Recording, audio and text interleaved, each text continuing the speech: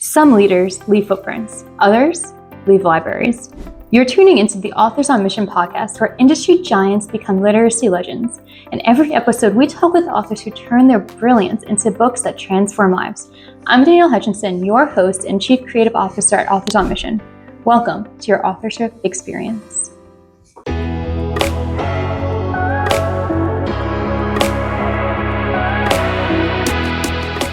Okay, everybody, welcome to another episode of Authors on Mission podcast.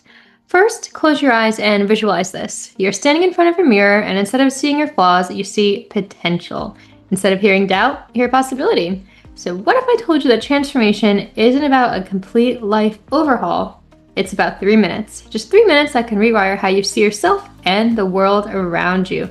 Our guest today is all about that. She's trained professional athletes, built a fitness empire, conquered television, and now she's built up decades of wisdom into an amazing book series, and I'm looking forward to chatting with her all about it. Please welcome Sandy Joy Weston, author, entrepreneur, and Philadelphia's original positive force of energy.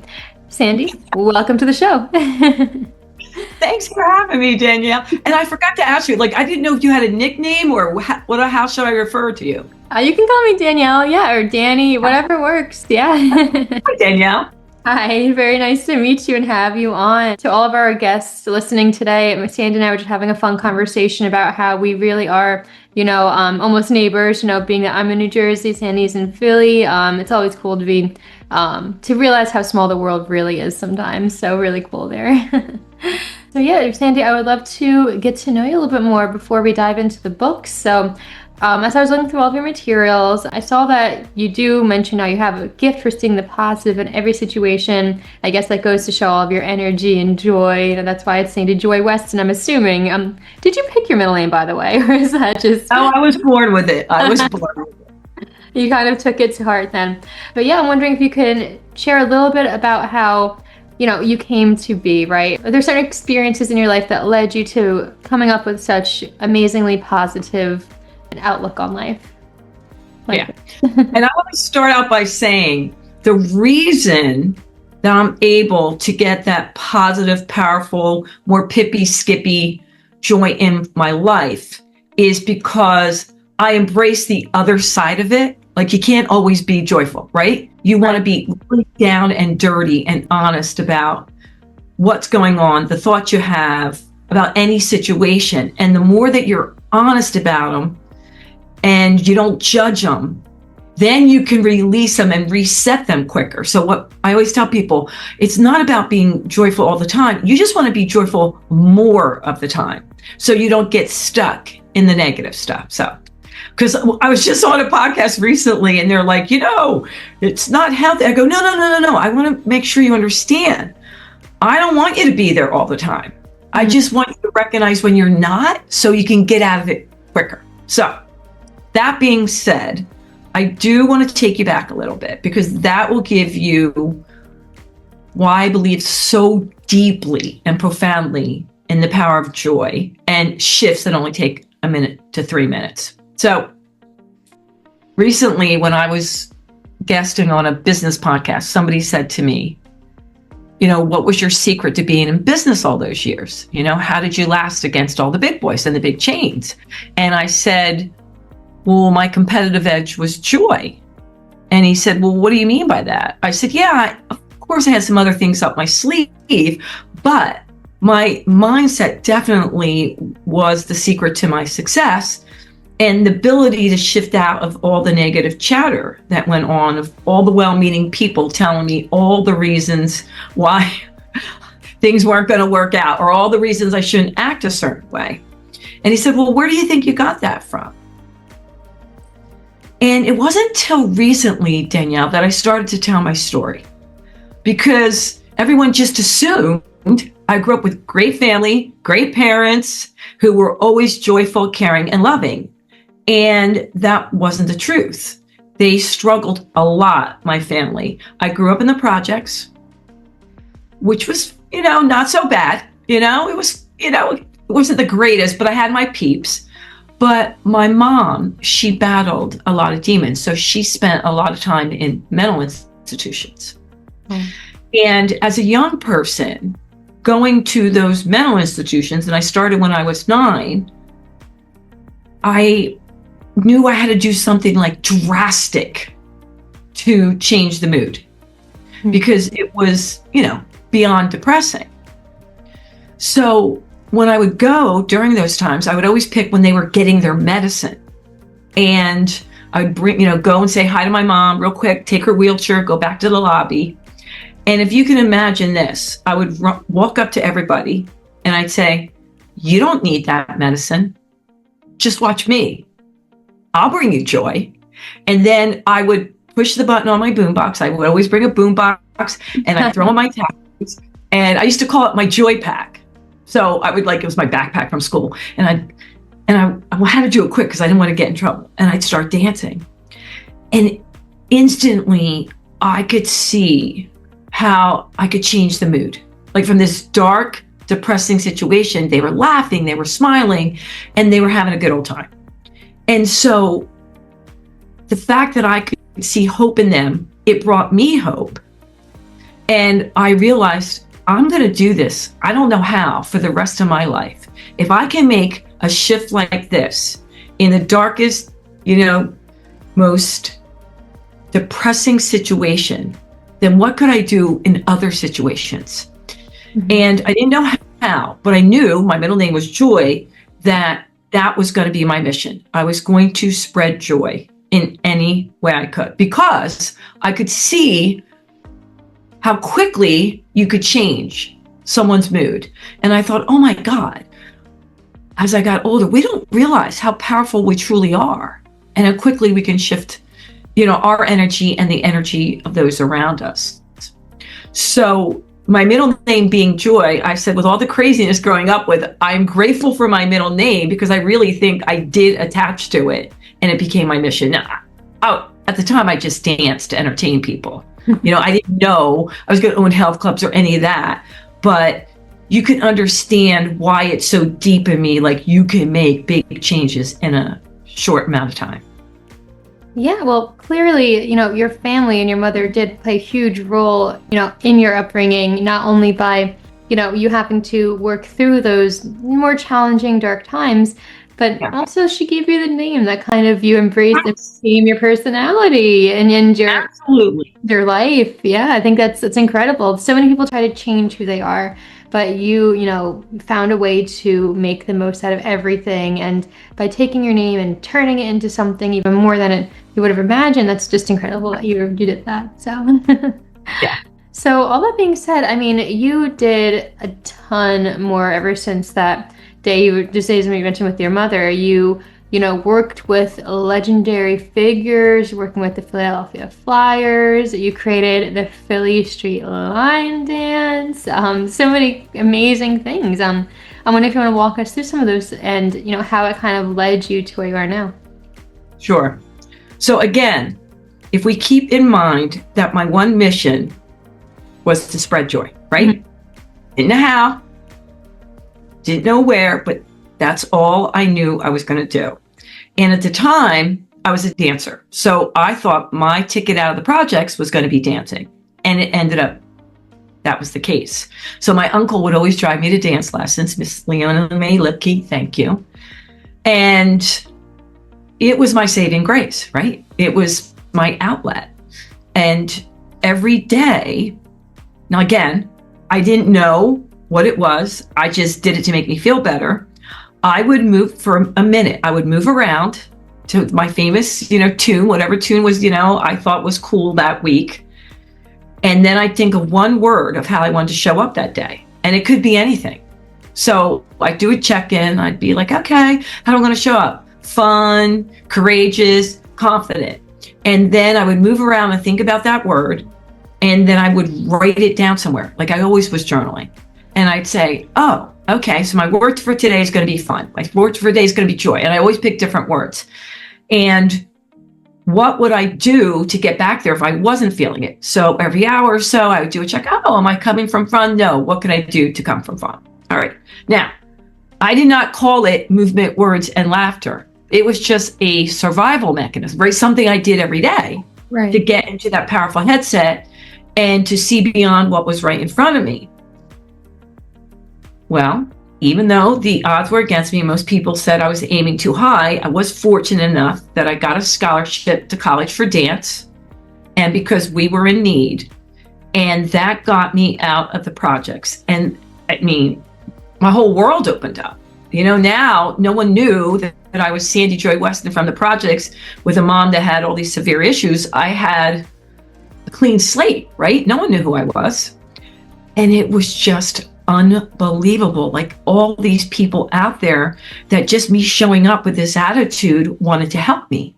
So I graduate college as a dance major from Westchester, Pennsylvania, and the dance department was in the health and phys ed department because I did go to Montclair College in their dance department because I wanted to be on Broadway, but I wasn't good enough. I mean, I was good, but I was good for my area, not Broadway. So I took a year off, and then I landed back at Westchester, and they had a dance department in their health and phys ed department. From that, came full circle. Yeah. So think about it. Here I am again, scholarship, dance, wanting to be on Broadway. I just at the time couldn't do some of the things the other kids could do. Had to take a year off. Didn't know what I was going to do. I pumped gas, waitressed. And then I go to Westchester. Now everybody would think, oh my God, your life's over, your dreams, whatever. But I just bobbed and weaved and shifted. And I ended up falling in love with not just dance, but understanding how the body works, because I was in the health and phys ed department. So then I do an internship in Ballackinwood at a health club teaching fitness dance classes to more sports oriented people. And we combined the sports with the dance back then, which nobody was doing. And we had a blast doing it. And because we were having so much fun doing it, it attracted all these members. And then I got to meet the who's who of Philly because I was right in Ballackinwood in a very nice area. And they asked me to come train them in their home. So for me, I was thinking I'm going to teach dance at a dance studio. I would have been very happy. But I always showed up with that high energy, positivity, here to spread joy. And because of that, people asked me to train them in the home, and there weren't trainers back then, Danielle. There weren't, maybe there were some in California, but in our area in the 80s, there weren't that many trainers. And that built into a training business, which I ended up sending 15 people into different homes with nutritionists, massage therapists, and trainers. And then because of that, it led me to go, okay, what's the next step? Opening up a health club with the right guidance of my mentors. And the next step to opening up the next one and the next one. And that's why when I say to you, like, okay, how did you make it as a health club owner? Not, because I'm not a big chain and I always was successful. And a lot of it, I truly believe, yes, it's location, location, location. So that's true. But it was my ability to tap into joy, to bring joy to these people. And I think another big thing is I didn't want anything from them. I mean, yeah, they were the who's who, and there are a lot of really well-known people, but I wasn't trying to get something out of them. I just was there to serve them and help them. And because of that, all they wanted to do was help me. Like, I felt like Philadelphia's favorite daughter. I swear to God. Like, I just felt like I had so many people willing to help me to get me to where I wanted to go. And I didn't even know. I mean, I wasn't an entrepreneur. I didn't have any business background. I mean, health and phys ed and dance, but it just one thing led to another. And I said yes, and then I said yes, and I ended up loving it. I mean, that's incredible. And I love the way you phrase that too, is one thing led to another by saying yes. It's kind of just simple as that sometimes, opening yourself up to the opportunity and putting that your best foot forward, bringing joy into it. So I can see how this really did shape out, and at some point then you were inspired enough to put this all into the form of a book. So what inspired that? How did you decide to go from, moving your body and dancing and doing all this to, okay, let me sit down and write? What was that inspiring moment for you? My staff was like, you have to write a book, because I would always have meetings, Danielle, and I would have parables or stories.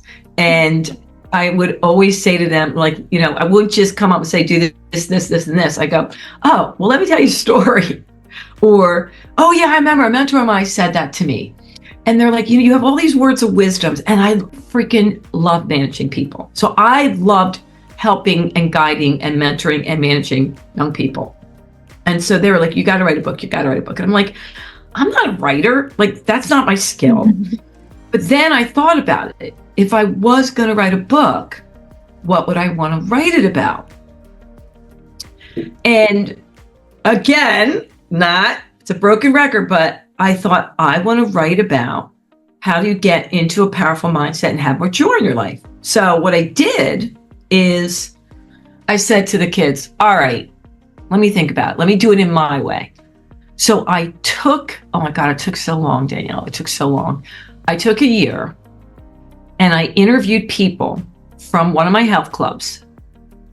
And I think it was about a year. I interviewed 100 people from all walks of life, men, women, young, old, waiters, waitresses, CEOs, CFOs, every walk of life, every background. And I took 100 of them and said, I want to interview you, ask you questions, analyze the way you live your life, because I believe you all exude pure joy.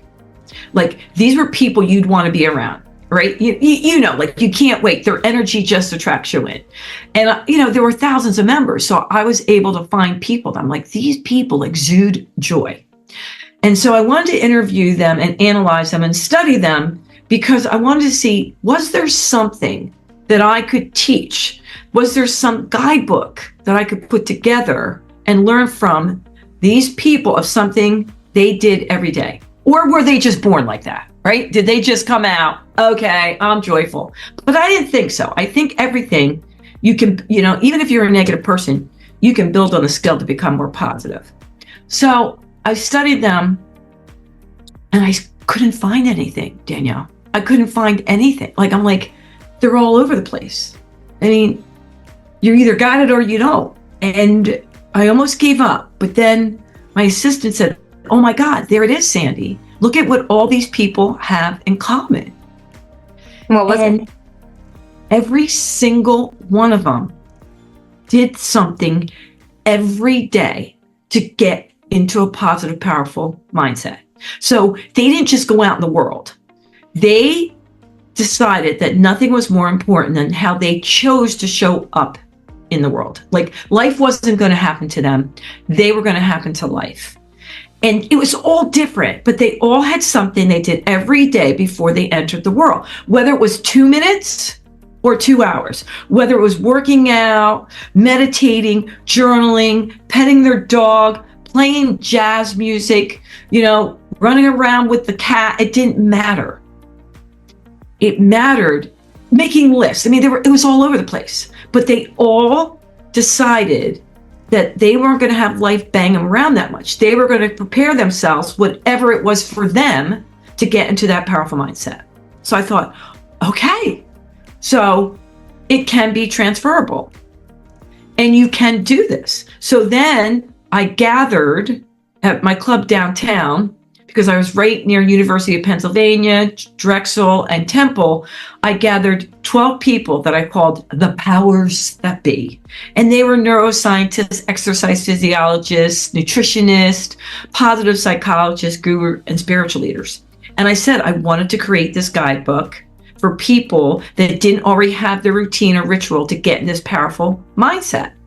And so they were all on board. And for a year, we put it together and we came up with a journal that was a guided journal that would take 5 minutes a day. And I put it again out. So now it's another year, 2 years. Now another year, we were going to study people and say, okay, we want you to do this journal page, even just for 30 days, and pick one area of your life you want to up level. And it failed. Only like one person did it. And these were highly successful people. These are people that came to the gym all the time. But I said, pick an area of your life that isn't quite where you want it to be. So it either had to be love, relationship, body health, or money, career. Don't pick one that's going really well. And they didn't do it. I was devastated.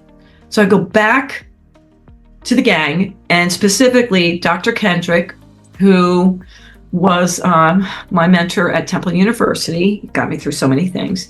And I said, oh my God, Dr. Kendrick, it didn't work out. I can't believe it. Highly motivated people wouldn't even spend 5 minutes a day to improve their life. And he said to me, well, of course they did. No one's going to spend 5 minutes a day doing something they already don't believe will work. They don't believe this is going to make a difference. So they're not going to waste 5 minutes of their time. I said, why didn't you tell me that? He said, well, we needed you to figure it out. We wanted you to see what would happen, because maybe it would.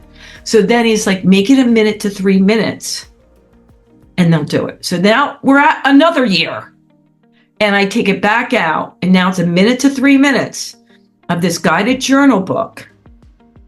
And it was a success. People were willing, because if you didn't have that belief system, Danielle, like you're like, is this really going to make a difference?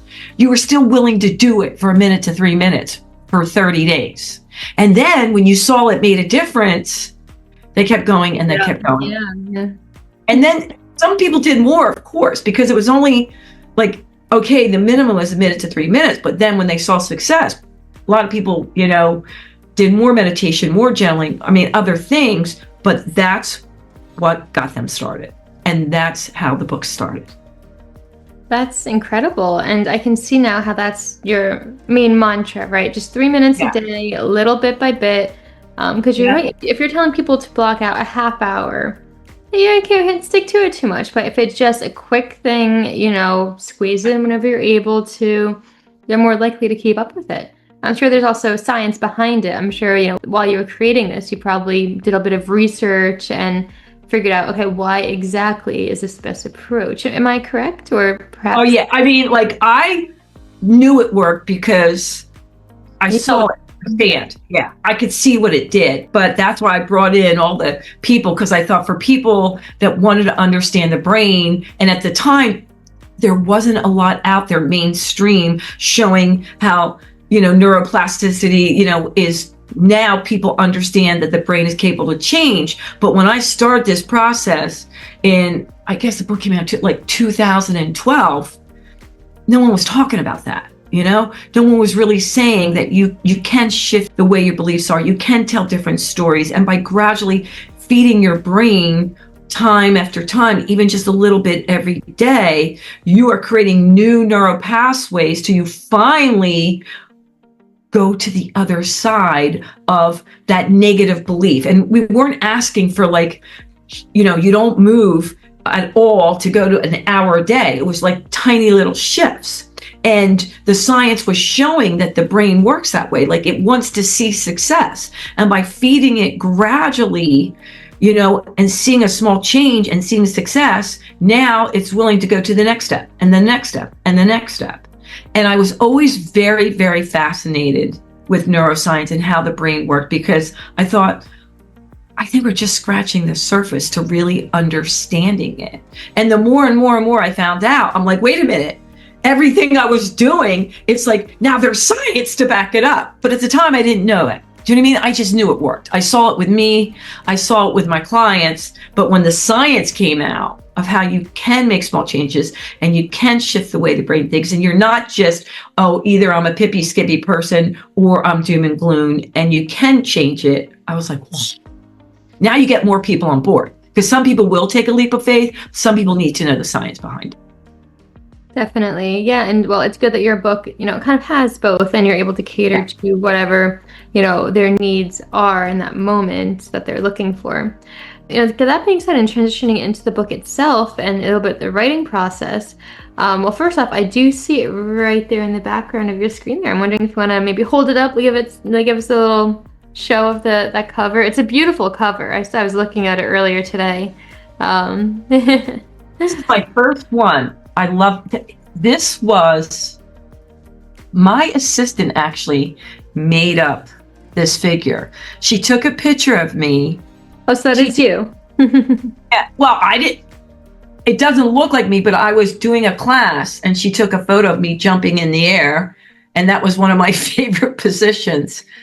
And then she's just sketched all the colors. And when my publisher was Skyhorse Publishing, when they saw it, I'm like, listen, I know you guys have an art department. And they're like, no way, we're not messing with that.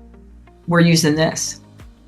So it was awesome. That's beautiful. And I love how, I mean, you have a lot of people on your team, it sounds like, not just ones who work with you, but they believe in you, and, enough for them to take the initiative and create a beautiful cover like that, for one example. So it just goes to show how your methods not only help others, but bring people to you, and they know they can trust you and learn from you. So it's just really awesome. And by the way, my agent, it took me a year and a half to find an agent. Like now, self-publishing is huge, right? There's all different ways to get books out. But back when I was doing it, it was, I don't know if you want to self-publish. You got to get a publisher at the time. And so it took me a year and a half to get an agent. And then it took me a year and a half to get my publisher. And it was 36 rejections. And my agent was like, listen, Sandy, I don't know any more big publishers, because she wanted a big publisher. She was in New York City. And the 37th one took me. Oh, lucky 37 then. That is something that I think all of our listeners today should, be aware of and be ready for, because if you write your book, it might be, if you're trying to go with a traditional publisher, could be a little bit difficult to get yourself out there. Authors on Mission is more of a self-publishing. We help you get it out there in an easier way, and it's more like up to you, you're the boss, that sort of thing. But if you are going traditional, you might take a little bit of trial 37 times. But here you are now, right? I would have self-published, but when I was doing it, it wasn't like, right now I think self-publishing is awesome, and it's getting a lot easier these days, for sure. Yeah, and like so many of my friends self-publish because of, not only is it easier, but they are able to keep more of the profits and get it out there the way they want to. Yeah, but I went more the traditional route, and it was good for me. It was really good. Yeah, and that's why you need to find what's right for you. I mean, if you go traditional and you're looking for, a big name on it, and so that you can get it out and add some more credibility, perfect. But some people, if you want self-publishing, that's a whole nother ballpark, and it could be great for others. It's completely your rights, you get all the royalties, everything. So pros and cons there. But before we get into a conversation just about publishing, not publishing, I'm wondering if you have any other tidbits to share about writing itself. For example, I'm sure there were some challenges translating all this joy and enthusiasm you have as you're talking to me now, and somehow getting that into words that, no one could hear you necessarily, at least, not when they're reading the book version. So what was that like for you? Do you mind if I get something for you? I have to get something. Yeah, go for it. I believe everyone has their own method, and you have to find your method. And for me, I had these big tablets all over with different colors on, and every color has a different theme. Oh my goodness. Cat's got to this one. So this is like a giant notepad. Okay. Yeah, a giant notepad. So wow. All right. I was not expecting you to come back with that. I came up with, like different topics. Like this one I'm working on now. There's 7 things I want to get across: confidence, mental toughness, positive thinking, adaptability, work ethic, focus, passion. And once I do that, then I color that chapter.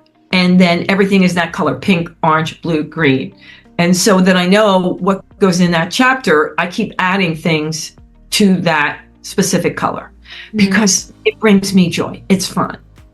And then I also scribble. I call it scribble all over. I still, notebooks everywhere, and stick-ups. I have tons of stick-em notes. And then I'll add it to that chapter or that big piece of paper. And then I sit down with it.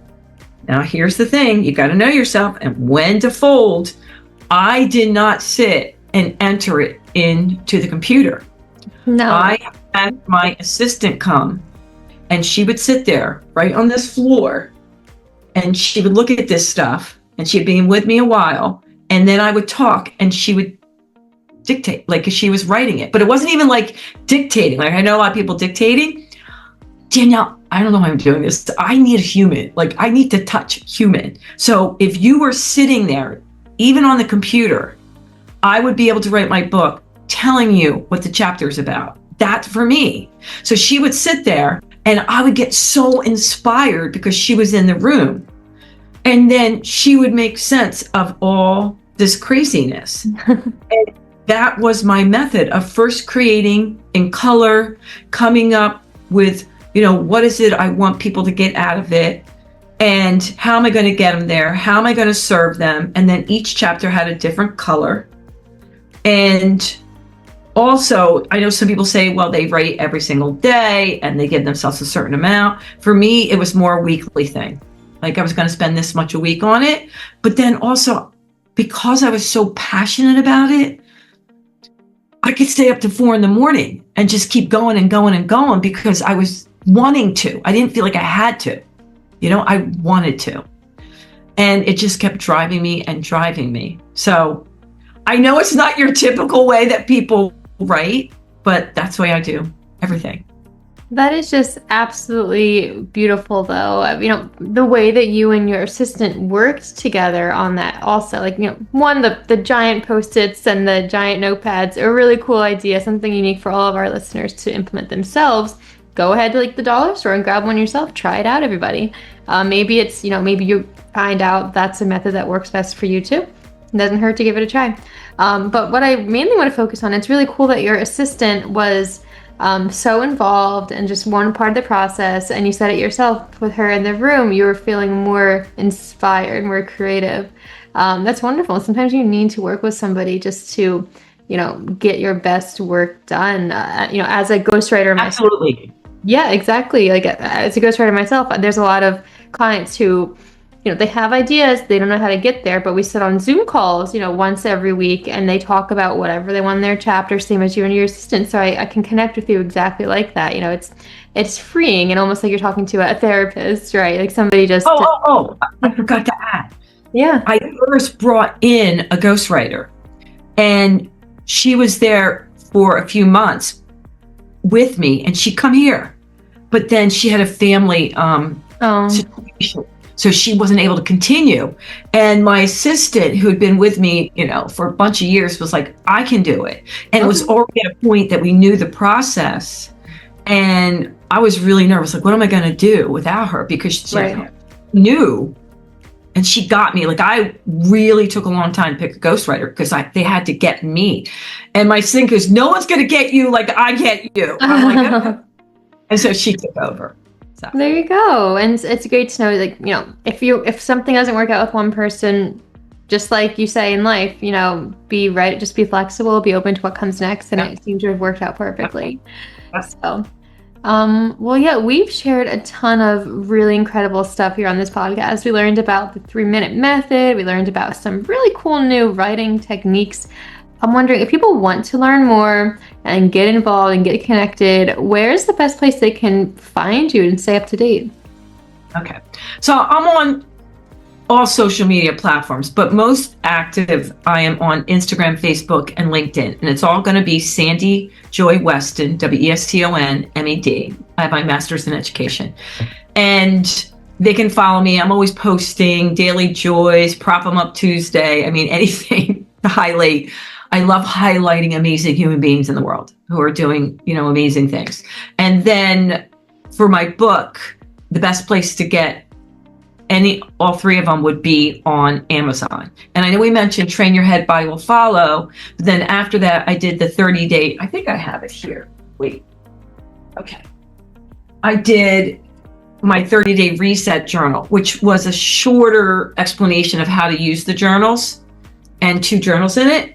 And then most recently, I did Recess to Reset, which was for kids 8 to 12, but all my clients are using it. So I'm going to write another one similar to this, but market it to the adults. And everything is on Amazon. Oh, there you go. Perfect. Well, we're going to put those links in the description box of this podcast today. So anybody listening, if you're interested, go ahead and click on over and learn a little bit more. And you have a ton of material out there for all ages, all different walks of life. So that's wonderful that you have that, Sandy. It's a great way to expand your audience too. So all this being said, I mean, what's next for you now? You have the books out, you have a couple of them. What's on the horizon that we can be looking forward to? Well, I am going to make up another journal similar to the Recess to Reset and market it for adults. But what I've been working on mostly in the last 5 years, I do a lot of keynote speaking engagements and workshops, and I host 2 different podcasts, and it's all around the theme, Joy is your competitive edge. So everything I'm doing right now, it's going out to all different, like you said, all different ages. Like I will teach something at a college, I'll teach something at a high school. I did an inner city high school, and the next thing I'm at a women's club. My main thing is that I want to make it as easy as possible for all ages to realize they have way more power than they realize they do within them. It's really just in them. And it's making that decision, on how they're going to show up every day. So that's what I do. There you go. You make that decision, figure out what your course of action is going to be, and of course, taking those small moments to work towards that goal also, which is what we've learned today too. So it's some amazing stuff. I really appreciate everything that you shared today, Sandy. It's really been a true honor chatting with you and learning a little bit more about staying positive. I think anybody listening today is going to leave today with just a little bit more sunshine in their hearts after hearing your voice on this podcast. So everybody listening, thank you for joining us on this podcast. Our guest is trained professional athletes, built a fitness empire, conquered television, and now she has this huge methodology for you to follow. Check it out, learn a little bit more. And this is your sign, if you're waiting for a sign to start believing in your own potential, consider this it. So again, thank you for joining us today, Sandy Joy. It's been a real honor. Have a great day, everybody. Bye. Thank you. Toodles. Toodles. This is Danielle Hutchinson reminding you that somewhere, someone needs the book that only you can write. Visit authorsonmission.com to start your legacy. Until next time, keep leading, keep inspiring, and keep thinking in chapters. Have a great day.